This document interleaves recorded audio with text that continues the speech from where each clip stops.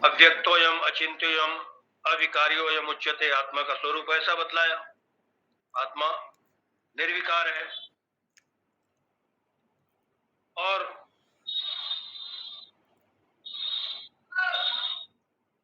वो मोक्ष न उत्पाद्य है, न विकार्य है, न आप्य है, प्राप्य है। मतलब वो उसको प्राप्त करना ऐसा नहीं, वो तो नित्य प्राप्त ही है। अज्ञान के कारण से अप्राप्त जैसा दिखता है। तो ठीक है, ब्रह्म ज्ञान होने से उसकी प्राप्ति होती है, उस आत्मा की, उस ब्रह्म की ज्ञान के द्वारा ही उसकी प्राप्ति होती है, ऐसा कहते हैं। तो ऐसा बोलने पर भी मतलब ब्रह्म ज्ञान से उस मोक्ष की प्राप्ति होने पर, आत्मा की प्राप्ति होने पर, आत्मज्ञान से, ज्ञान से उसकी प्राप्ति है, अज्ञान से अप्राप्त दिखता है। तो जब ब्रह्म ज्ञान से उस मोक्ष की प्राप्ति होती है, ऐसा जब कहते हैं, तो उसमें भी किसी प्रकार के कार्य की अपेक्षा नहीं है, क्योंकि वो तो सबका अपना आत्मा ही है, अपना स्वरूप ही है, और सबका अपना स्वरूप होने के कारण से वो आत्मा, वह ब्रह्म, वह मोक्ष नित्य प्राप्त है। और यदि ब्रह्म को आत्मा से भिन्न मानेंगे तो भी वह प्राप्य नहीं है, क्योंकि आकाशवत सर्वगतस्य नित्यः, आकाश के समान सर्वव्यापक होने के कारण से ब्रह्म सबको नित्य प्राप्त ही है, ब्रह्म सबको नित्य प्राप्त स्वरूप ही है। और ऐसे ही वह ब्रह्म, आत्मा, वह मोक्ष संस्कारी भी नहीं है। मतलब चार प्रकार के जो भाव दिखाए गए हैं, ये भाव विकार आत्मा में नहीं है।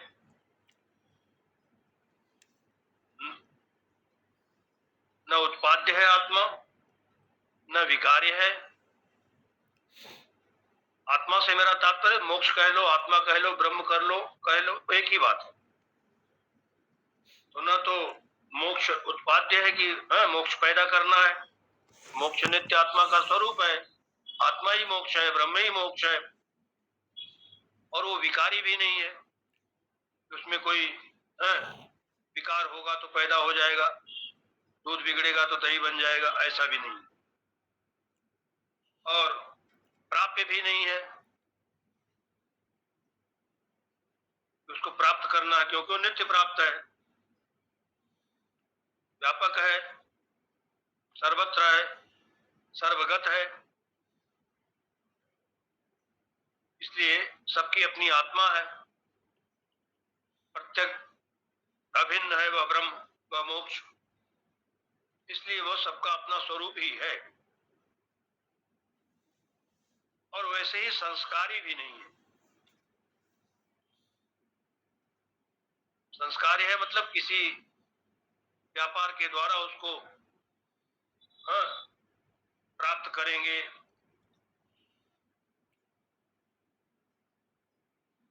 ऐसा भी नहीं।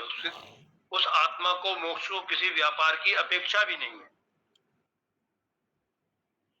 मतलब संस्कार किसको कहते हैं? किसी वस्तु में कोई दोष है तो उस दोष को हटा करके गुण का आधान करना, यही संस्कार कहलाता है। जैसे लोटा है, पात्र है, गंदा है तो उसको मिट्टी इत्यादि से रगड़ करके साफ कर देते हैं, चमकने लगता है। मतलब विशेष गुण का आधान, विशेष गुण उसमें लाना, और जो दोष है दोषापनयनम और गुणाधानम, दोष का अपनयन करना और गुण का आधान करना, यही तो संस्कार है। मोक्ष अथवा आत्मा ऐसा नहीं है, वो तो नित्य शुद्ध कहते हैं ना, सर्वथा शुद्ध विशुद्ध, ऐसा उसका स्वरूप है, उसको किसी संस्कार की अपेक्षा नहीं है। तो मोक्ष में विशेष गुण का लाना, गुण का आधान करना और गुणाधान के द्वारा उसका संस्कार करना, ऐसा भी संभव नहीं है। वो तो क्योंकि वो सर्वथा विशुद्ध है और उसमें जो दोष हैं उसको हटाने से भी उसका संस्कार होगा तो वह संस्कृत हो जाएगा, ऐसा कहना भी उपयुक्त नहीं होगा, क्योंकि मोक्ष नित्य शुद्ध ब्रह्म स्वरूप ही है।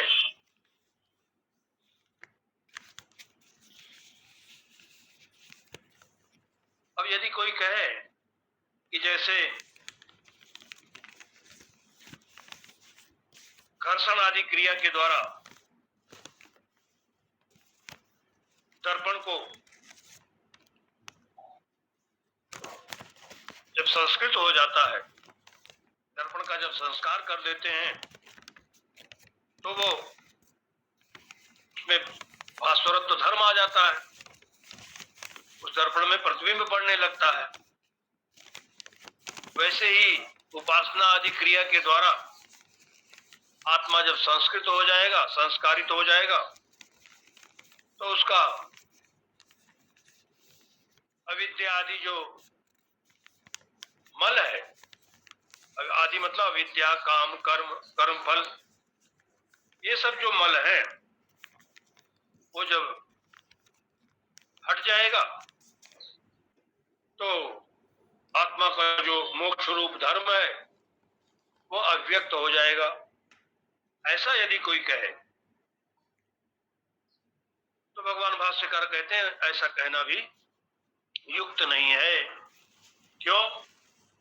क्योंकि आत्मा में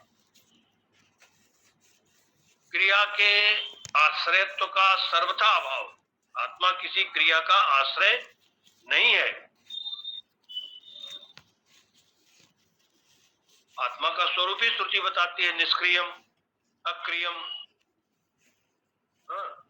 शांतम, निष्कलम।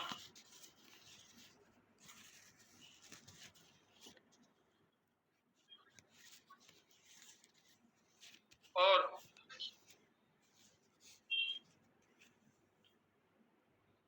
गीता में भगवान ने साफ कहा ही अविकार्यो यमुच्यते, आत्मा अविकारी है, अविकारी है, उसमें कोई कार्य, उसमें किसी भी क्रिया का आश्रयत्व असिद्ध है।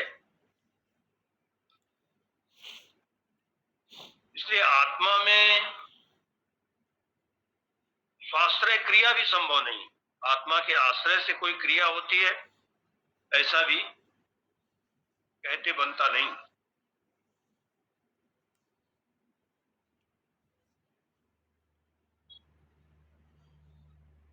और यदि कोई कहे कि नहीं, जैसे शरीर के आश्रय से स्नान करते हैं, आचमन आदि करते हैं, यज्ञोपवीत धारण करते हैं, इन सभी क्रियाओं से जीवात्मा का संस्कार होता है, ऐसा देखा गया है।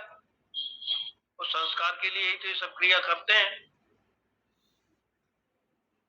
तो भाष्यकार इसका भी निषेध करते हैं कि ऐसी बात नहीं है, ये तो इन सब क्रियाओं के द्वारा किसका संस्कार होता है? आत्मा का। ऐसा मानना भूल होगी। जो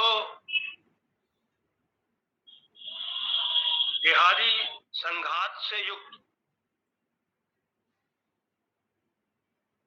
जो अविद्या में प्रतिबिंबित आत्मा है, अविद्या कहो अथवा अविद्या का कार्य अंतःकरण, उसमें जो प्रतिबिंबित आत्मा है जिसको हम लोग चिदाभास कहते हैं, ये सब उसी चिदाभास के संस्कार के लिए ही क्रिया है।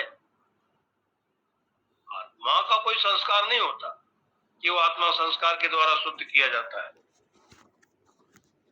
और स्नान हो, आचमन हो, ये सब क्रिया जो है इसका संबंध तो शरीर के साथ ही होता है, तो प्रत्यक्ष देखा ही जाता है। इसका संबंध कोई आत्मा से तो है नहीं। अब हाँ, ये दूसरी बात है कि कोई शरीर को ही आत्मा मानता हो, अज्ञान के कारण से देहादि में भी, जिस शरीर इत्यादि में ही जिसकी आत्मबुद्धि है, तो उसका जैसे होता ही है, सभी जो अज्ञानी जीव हैं उनकी ऐसी बुद्धि है, तो वो उनके लिए तो देह के आश्रय से जो भी क्रिया होती है, देहाश्रित क्रिया, उस क्रिया से उस जीव आत्मा का जो अंतःकरण में प्रतिबिंबित है उसका संस्कार होना, वो तो ठीक ही है, उपयुक्त है। जैसे शरीर में कोई रोग हो जाए, कोई व्याधि हो जाए, तो फिर चिकित्सा के द्वारा, उपचार के द्वारा जब वो ठीक हो जाता है तो कहता है मैं अब रोग मुक्त हो गया, निरोग हो गया। ऐसी बुद्धि उसमें उत्पन्न होती है, देखी जाती है। तो जो शरीर आदि के साथ संबंध रखने वाला और उस शरीर इत्यादि में मैं और मेरा अभिमान करने वाला है, वही, उसी को स्वास्थ्य लाभ होता है, वही अपने आप को निरोगी, अरोगी, रोग मुक्त कहता है। इसी प्रकार से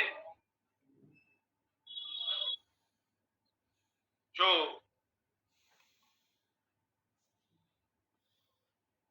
देहादि संघात से युक्त आत्मा है,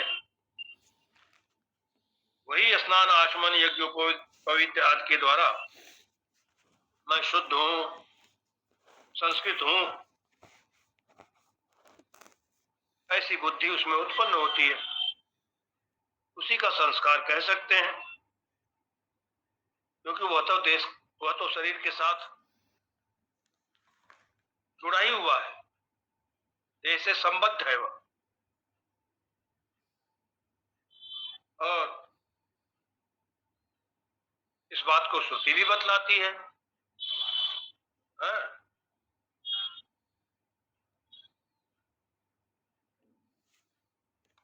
तयोर अन्य पिपलम स्वादवत्ती अनस्नन अन्यो अभिचाकशीति। वो जो शरीर रूपी वृक्ष पर दो पक्षी बैठे हुए हैं, द्वासुपर्णा सयुजा सखाया समाने वृक्षम परिसस्व जाते, तयोर अन्य पिपलम स्वादवत्ती अनस्नन अन्यो अभिचाकशीति। ये मुंडक श्रुति अन्य, अन्य मतलब उन दोनों में से जो एक है जीव, वो तो स्वादिष्ट कर्मों का भोग करता है, कर्मफल भोगता है, और दूसरा जो ईश्वर है वो तो कुछ भी नहीं भोगता, वह साक्षी अभिचाकशीति, वो तो साक्षी रूप से ही स्थित रहता है। अनस्नन अन्यो अभिचाकशीति, वो जो अन्य है वो तो केवल साक्षी रूप से ही रहता है, वो कुछ भोगता नहीं है। साक्षी रूप से रहता मतलब वह केवल प्रकाशित करता है। और ऐसे ही कठोपनिषद में भी मंत्र आता है, आत्मेन्द्रिय मनोयुक्तम भोक्तेत्याहुर मनीषिण, जहां आचार्य यमराज ने आत्मानम रत्नम विद्धि शरीरम रथमेव तु इत्यादि उपदेश किया है, वहीं पर कहते हैं कि आत्मा, इंद्रिय और मन, इनसे युक्त होकर आत्मा को, इनसे जो युक्त है आत्मा, शरीर, इंद्रिय और मन से, मतलब इनके साथ जिस आत्मा ने तादात्म्य अध्यास कर रखा है, तो उसी को तो भोक्ता कहते हैं, वही भोक्ता है। भोक्ता वही कहलाता है जो शरीर, इंद्रिय और मन इत्यादि में जिसका तादात्म्य अध्यास है।